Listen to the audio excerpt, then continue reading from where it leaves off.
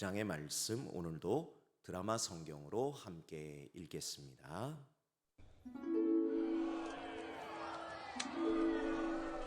내가 자유인이 아니냐, 사도가 아니냐, 예수 우리 주를 보지 못하였느냐, 주 안에서 행한 나의 일이 너희가 아니냐. 다른 사람들에게는 내가 사도가 아닐지라도 너희에게는 사도이니 나의 사도됨을 주 안에서 인친 것이 너희라. 나를 비판하는 자들에게 변명할 것이 이것이니 우리가 먹고 마실 권리가 없겠느냐. 우리가 다른 사도들과 주의 형제들과 게바와 같이 믿음에 참여된 아내를 데리고 다닐 권리가 없겠느냐. 어찌 나와 바나바만 일하지 아니할 권리가 없겠느냐. 누가 자기 비용으로 군 복무를 하겠느냐. 누가 포도를 심고 그 열매를 먹지 않겠느냐. 누가 양떼를 기르고 그 양떼의 젖을 먹지 않겠느냐. 내가 사람의 예대로 이것을 말하느냐. 율법도 이것을 말하지 아니하느냐. 모세 율법에 곡식을 밟아 떠는 소에게 망을 씌우지 말라 기록하였으니 하나님께서 어찌 소들을 위하여 염려하심이냐. 오로지 우리를 위하여 말씀하심이 아니냐. 과연 우리를 위하여 기록된 것이니 밭가는 자는 소망을 가지고 갈며 곡식 떠는 자는 함께 얻을 소망을 가지고 떠는 것이라. 우리가 너희에게 신령한 것을 뿌렸은즉 너희의 육적인 것을 거두기로 과하다 하겠느냐. 다른 이들도 너희에게 이런 권리를 가졌거든 하물며 우리일까 보냐. 그러나 우리가 이 권리를 쓰지 아니하고 범사에 참는 것은 그리스도의 복음에 아무 장애가 없게 하려 함이로다. 성전의 일을 하는 이들은 성전에서 나는 것을 먹으며 제단에서 섬기는 이들은 제단과 함께 나누는 것을 너희가 알지 못하느냐. 이와 같이 주께서도 복음 전하는 자들이 복음으로 말미암아 살리라 명하셨느니라. 그러나 내가 이것을 하나도 쓰지 아니하였고 또 이 말을 쓰는 것은 내게 이같이 하여 달라는 것이 아니라 내가 차라리 죽을지언정 누구든지 내 자랑하는 것을 헛된 대로 돌리지 못하게 하리라. 내가 복음을 전할지라도 자랑할 것이 없음은 내가 부득불할 일임이라. 만일 복음을 전하지 아니하면 내게 화가 있을 것이로다.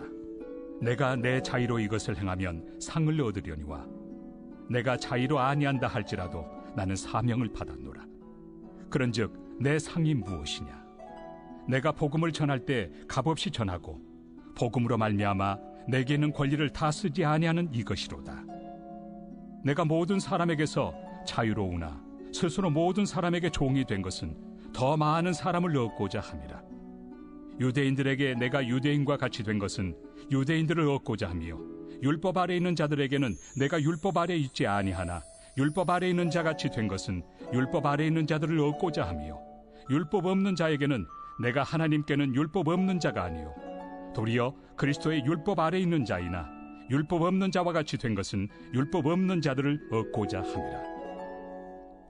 약한 자들에게 내가 약한 자와 같이 된 것은 약한 자들을 얻고자 하며 내가 여러 사람에게 여러 모습이 된 것은 아무쪼록 몇 사람이라도 구원하고자 함이니 내가 복음을 위하여 모든 것을 행함은 복음에 참여하고자 함이라. 운동장에서 다름질하는 자들이 다 달릴지라도 오직 상을 받는 사람은 한 사람인 줄을 너희가 알지 못하느냐. 너희도 상을 받도록 이와 같이 다름질하라. 이기기를 다투는 자마다 모든 일에 절제하나니 그들은 썩을 승리자의 관을 얻고자 하되 우리는 썩지 아니할 것을 얻고자 하노라. 그러므로 나는 다름질하기를 향방 없는 것 같이 아니하고 싸우기를 허공을 치는 것 같이 아니하며 내가 내 몸을 쳐 복종하게 함은 내가 남에게 전판 후에 자신이 도리어 버림을 당할까 두려워함이로다. 아멘. 오늘은 억울한데 어떡해요 주님이라는 제목으로 은혜의 말씀을 좀 나누고자 합니다. 지금 방금 읽었던 이 고린도전서 9장 전반부에 특히 느껴지는 이 사도 바울의 감정, 여러분은 어떤 감정이 느껴지셨는지 모르겠지만 저는요, 억울하구나 이런 느낌이 좀 들었습니다. 그도 그럴 것이요, 그 화법이요, 이 증거가 좀 될 만할 것 같아요. 계속해서 묻는 의문문을 쓰는데 이게 정말 궁금해서 저에게 좀 답을 좀 주세요 하고 이렇게 물어보는 그런 의문문이 아니고요, 아주 강한 부정 의문문입니다. 그러니까 부정의문문으로 이렇게 물을 때는 그 의도가 뭐예요? 자기의 마음을 좀 알아달라 하는 그러한 항변인 것이죠. 그도 그럴 것이 1절에서부터 12절까지요. 약 16회에 걸쳐서 이런 표현을 계속해서 씁니다. 무엇이 아니냐, 무엇을 못하였느냐, 그렇다고 내가 없겠느냐, 아니면 누가 그렇게 하겠느냐, 또 증거도 있지 아니하냐, 이렇게 자신의 어떤 억울함을 굉장히 강하게 어필하는 그러한 내용들이 나옵니다. 그런데 참 안타까운 것은요, 사도 바울이 지금 항변하고 있는 자신의 마음, 이 억울함을 드러내고 있는 이 대상이 누구인가 하는 것이지요. 뭐 세상 사람들이나 세상 권력에 대한 어려움이나 억울함이나 아니면 교회 밖 사람들에 대한 그러한 실망감이나 이러한 것들을 표출하는 것이면 좋겠는데, 지금 이 억울함의 대상이 다 누구예요? 결국은 한 공동체, 교회 공동체 안에 있는 사람들을 향한 억울한 심정을 항변하고 있더라는 것이지요. 어떻게 보면 사도 바울이요 스스로 세상 사람들을 향해서 우리 교회 안에는 이런 문제들이 있어 라고 그렇게 굳이 드러내놓고 이렇게 이야기할 필요가 있나? 라는 생각이 들 때도 있다는 것이죠. 왜? 여러분, 기록이라는 것은 굉장히 무서운 겁니다. 그렇잖아요. 오늘 우리가 읽은 이 고린도전서 이 말씀도요, 이미 수천 년 전에 기록이 된 거예요. 그런데 시퍼렇게 활자가 되어서 오늘날 이 시대를 살아가는 우리들도요, 똑같이 읽고 있더라는 것이지요. 억울하구나, 갈등하는구나, 분쟁하는구나. 그것도 다른 사람들끼리 아니라 교인끼리, 교회끼리. 이것이 교회의 현실이로구나. 우리들이 알 수 있다는 것이죠. 여러분, 기록이 얼마나 무서운 건가 하면요, 이런 일도 있었습니다. 지금도 이스라엘이 이 영토 분쟁에 휘말려서 전쟁을 지금 치르고 있는데 1997년도에 이 이스라엘과 팔레스타인 사이에도 그때도 영토 분쟁 때문에 굉장히 심각했던 모양이에요. 이걸 해결하기 위해서 회의가 열렸고 헤브론에서 협정을 맺게 되는데, 그때도 아마 네타냐후라는 그분이 계셨나 봐요. 그분이 협정을 맺으러 나가는 자리에 뭘 들고 갔는가? 이 성경을 들고 나갔다는 겁니다. 그리고는 회담을 하기 위해서 앉은 그 자리에서 성경을 딱 펴서 어디를 읽었냐 하면 창세기 23장을 읽은 것이죠. 그 내용이 무엇인가 하면요, 죽은 아내 사라를 위해서 아브라함이요 막벨라 굴을 돈 주고 사는 장면이 나옵니다. 그때 그 땅 주인이었던 원 주인은 아유 공짜로 드릴게요, 아니요 그냥 공짜로 묘지를 쓰세요, 이렇게 얘기했지만 아브라함은요 정확하게 은을 달아서 그에게 값을 치렀다는 겁니다. 은 400세겔. 그 협정에서요 네타냐후 그분이요 그걸 딱 읽으면서 이것은 계약서다. 그래서 협정이 어떻게 됐게요? 막벨라굴 있는 지역을 포함한 헤브론 지역을 이스라엘이요 가져오게 됩니다. 기록이요 이렇게 무서워요. 옛날 조선시대 왕들도 가장 두려워했다는 게 뭐라고 우리들이 역사 시간에 배웠습니까? 사초라고 배웠습니다. 여러분, 이 사초라는 건 다른 게 아니라 왕들의 일거수일투족을 이 역사관이 기록한 기록입니다. 그걸 정리하고 모아놓은 게 뭐예요? 조선왕조 실록인 것이죠. 왕들이 왜 그걸 두려워했을까요? 자기 때에는 상관없어요. 그런데 후세가 그걸 읽으며 자기에 대해 어떻게 평가할지를 너무나 두려워했다라는 것이죠. 여러분, 기록이라는 것이 이렇게 무서운 겁니다. 그런데 왜 하나님은 굳이 세상 사람들이 알지 않아도 될 교회 안에 이러한 억울한 일, 슬픈 일, 갈등하는 일, 분쟁하는 일, 특별히 오늘 본문에 나오는 이 바울의 이 억울한 심정을 그대로 기록하도록 왜 허락하셨을까? 왜 그러셨을까요? 저는 답은 하나밖에 없다고 생각합니다. 하나님이요, 저와 여러분의 그러한 억울한 감정을 용납하신다는 사실입니다. 왜? 그걸 용납하지 않으시면요, 그거 기록 못하게 하실 거예요. 부끄럽게. 왜 이런 걸 굳이 남겨서? 좋은 일만 기록하고, 신나는 일만 기록하고, 문제 없고, 화목하고, 즐거운 것만 기록하지, 왜 굳이 그런 것들을 기록하셨을까? 아니요. 하나님은 누구보다 우리의 마음을 이해한다는 것이죠. 너희가 억울한 일을 당하는 것을 내가 다 안다. 여러분, 그런데 성경을 읽어보면요, 억울한 일을 당한 사람이 오늘 사도 바울 한 사람뿐만이 아니에요. 우리가 민수기를 통해서 요즘 계속해서 말씀 듣고 있지만 민수기 전편에 드러나는 모세의 감정은 어땠을까요? 그도요, 매번 억울한 마음이었을 겁니다. 왜? 조금만 불편하고 목마르고 어려우면 이스라엘 백성들이 뭐해요? 원망해요. 모세, 너 때문에 우리가 이렇게 고생해. 모세, 당신이 우리 죽이려고 이 땅에 데리고 온 거 아니야? 그런 말을 얼마나 하는지 모세도요, 마지막엔 뚜껑이 열려서 실수하고 범죄하게 되잖아요. 모세뿐인가요?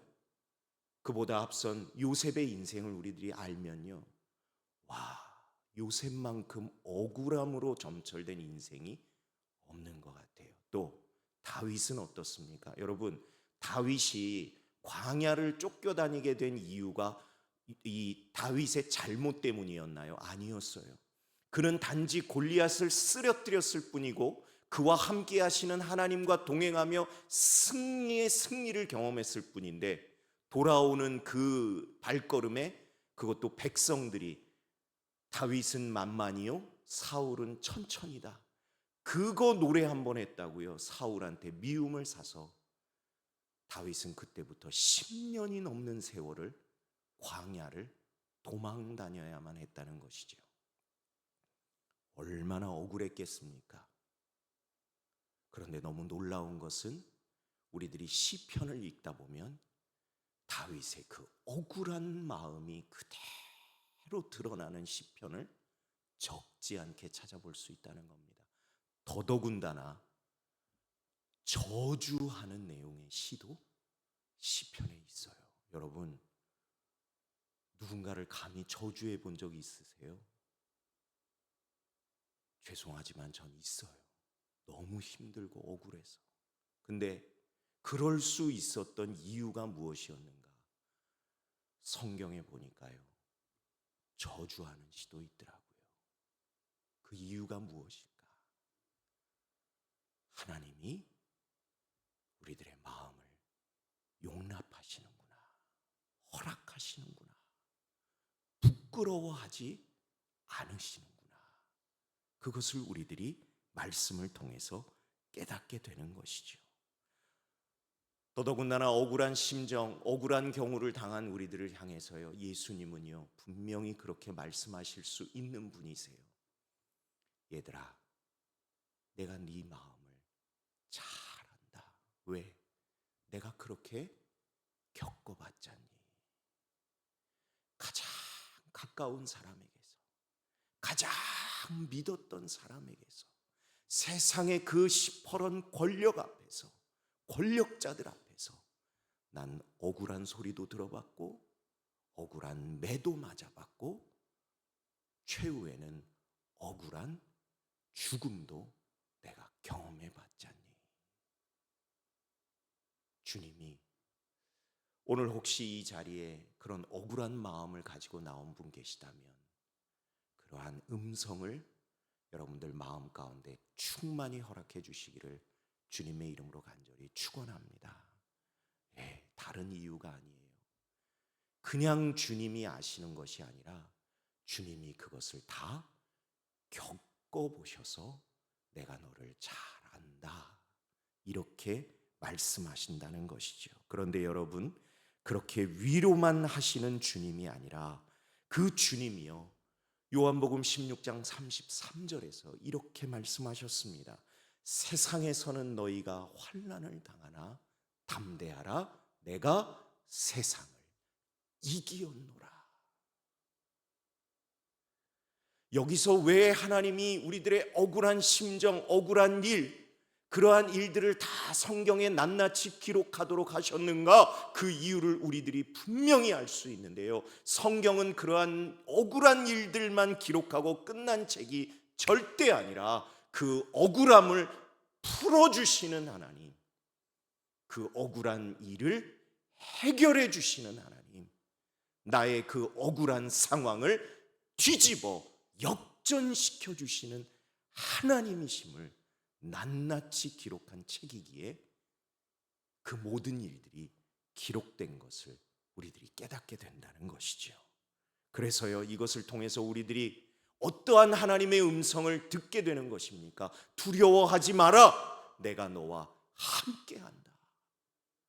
억울해하지만 마라, 내가 그것을 다 알고 있다.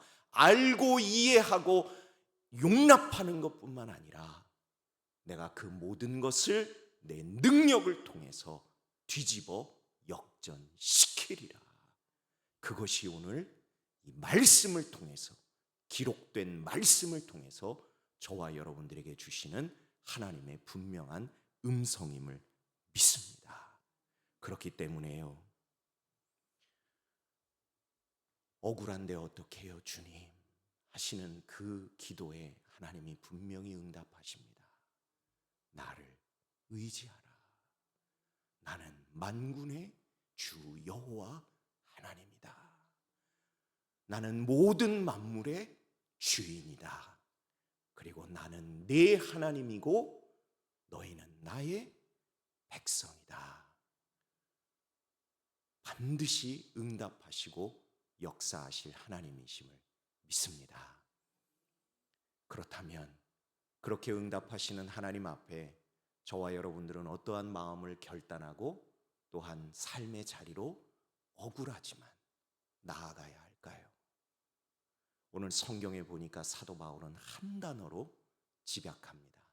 오늘 본문 25절의 말씀, 성경을 가지고 계신 분들은 저와 함께 또박또박 읽어보겠습니다. 25절 말씀 시작.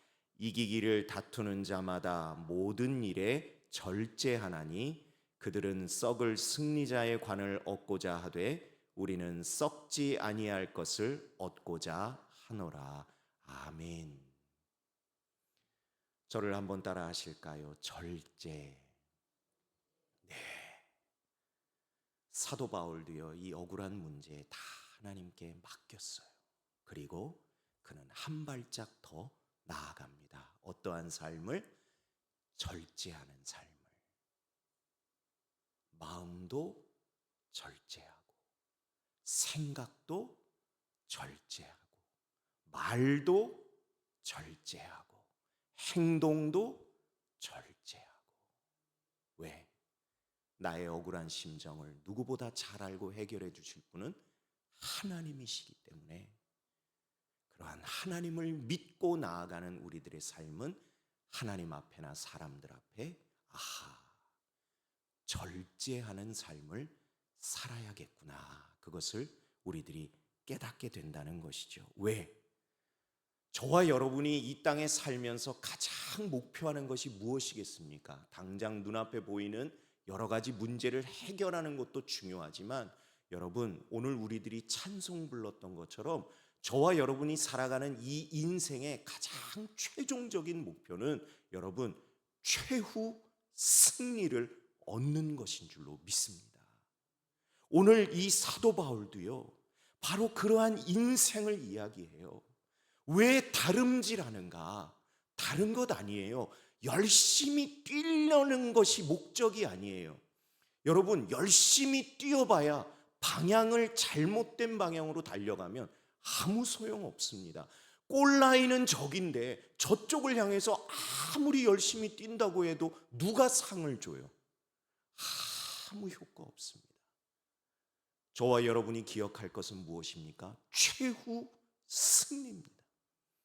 그 승리를 얻기 위해서 오늘 사도 바울은 누구로 비유를 들었느냐? 운동선수를 들었어요. 운동선수는 그 최후 승리를 위해 뭘 한다고요? 절제한다는 거예요.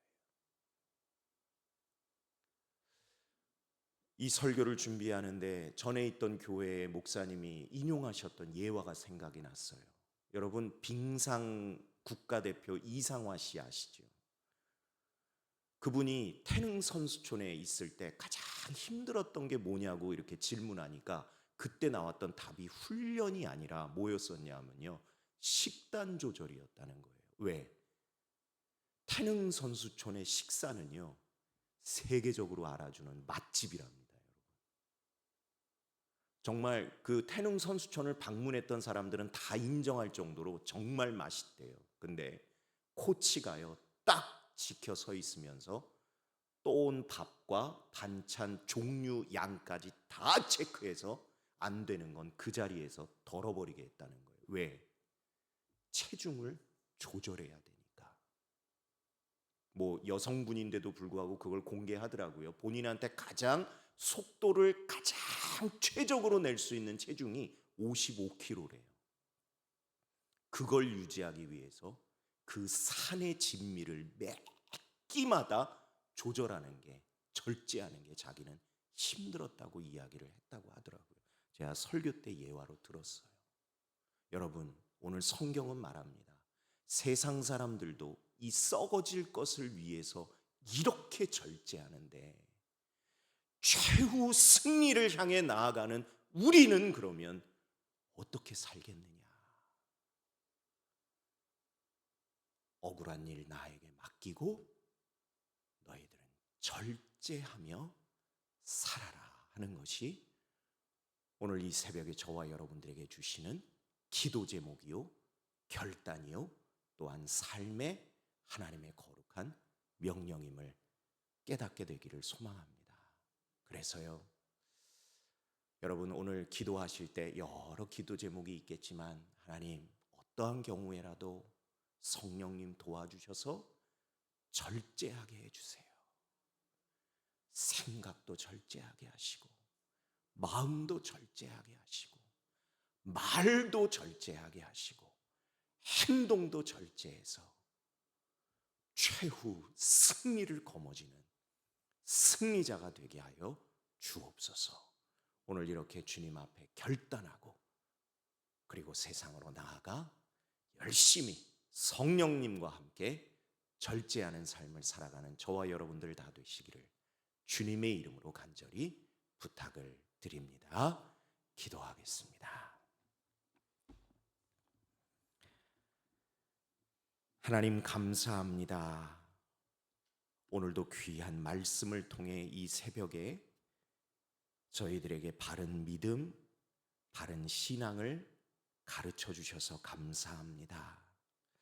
억울한 일은 능력의 주 하나님, 만군의 주 여호와께 다 맡기고 억울하지만 슬프지만 두렵지만 답답하지만 가슴 아프지만 그러함에도 불구하고 성령님의 도우심을 받아 오늘 하루도 주님 안에서 절제하며 살아갈 수 있는 저희들 되도록 도와 주시옵소서. 오늘도 주님 앞에 귀한 예물 드린 손길들이 있습니다. 주님, 이곳에 적힌 귀한 이름 하나하나 하나님이 기억하시고 품으시고 또한 붙드시며 또한 그의 삶을 역전시켜 주실 선한 뜻을 이미 행하고 계심을 믿습니다. 오늘은 주님 앞에 기도 제목으로 드렸지만 이 기도 제목이 변하여 간증이 되는 인생을 살아가도록 주여 역사하여 주시옵소서. 믿사옵고 예수님 이름으로 기도드립니다. 아멘.